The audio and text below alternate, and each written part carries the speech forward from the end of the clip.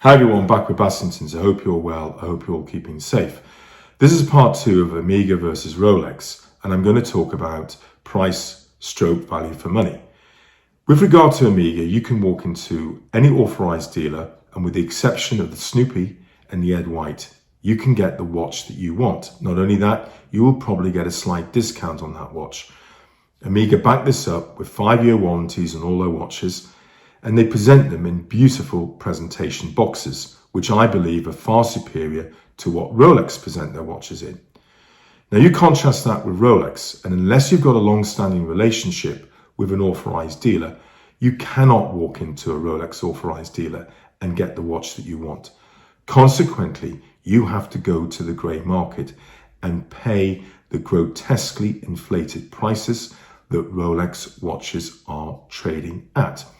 So if we take, for example, the Omega Seamaster, this is priced at £4,840, and I think it provides very good value for money. The equivalent Rolex is the Submariner Date, which is priced at £8,050. I actually don't think that the watch is worth the £3,000 plus premium. There are aspects of the Omega that are better than the Rolex, namely the movement. There are aspects of the Rolex that are better than the Omega, namely the clasp. However, these two particular models are very evenly matched watches. The problem is most people can't go in and buy that Submariner at £8,050, the Date variant. No, they have to go to the grey market. And the cheapest I could find, a 2022 model of the Rolex Submariner Date on the grey market, was £15,500, over £10,000 more than the Omega Seamaster. Now, if you bought that Omega Seamaster and kept it 2 to 3 years and you got a bit of a discount on it, I think you would lose a few £100s. If you paid the £15,500 for the Rolex Submariner, it is highly unlikely that the grey market dealer would buy it back at that price in 2 to 3 years' time. And that's based on the assumption that the market is going to continue to rise over the next 2 to 3 years. The market may fall. So the likelihood is you will lose money on that watch, more money than you would lose on the Seamaster. Yes, if you bought the Rolex from the authorized dealer, you will make money. Yes, but very few people are in a position that will be able to purchase that from an authorized dealer. So when I'm looking at price value for money, I'm going to score Omega 21 out of 25. I'm going to score Rolex 16 out of 25. We now move on to competition. Most Omega watches in the steel variant are priced around the £5,000 mark. Some are below that, some are slightly above it.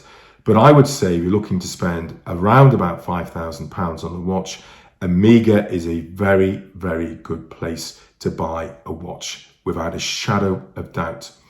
I think their competition, when you compare them to the likes of Breitling, Tudor, Zenith and Grand Seiko, they stack up very, very well indeed. You contrast that with Rolex and they do have problems. First of all, they're quite a bit dearer than Omega, and it automatically puts them into a higher market zone. However, because you're having to go to the grey market and pay these truly outlandish prices, it puts them even higher. It puts them against the likes of Jaeger-LeCoultre, Breguet, and Vacheron Constantin. And they make better watches than Rolex, and they provide better value for money than Rolex. So I'm going to score Omega 23 out of 25. I'm going to score Rolex 18 out of 25. And when you tot up the scores, Omega scores 85 out of 100 and Rolex scores 84 out of 100. So, in my opinion, I think Omega currently beats Rolex. And why is that? Well, I think Rolex have sort of sat back on the laurels for a number of years. I think the product range is a little bit staid. Yes, it's worked for them for decades, but I think the competition has got a lot stronger. The competition has caught up. I'm going to talk about Breitling. This is a watch brand that I would never have gone near 3 years ago. But since George Cohen, the new chief executive, has gone in, he's revolutionized that brand. And it is without doubt a watch brand I would now consider to purchase from. The other problem with Rolex is they've really lost their identity.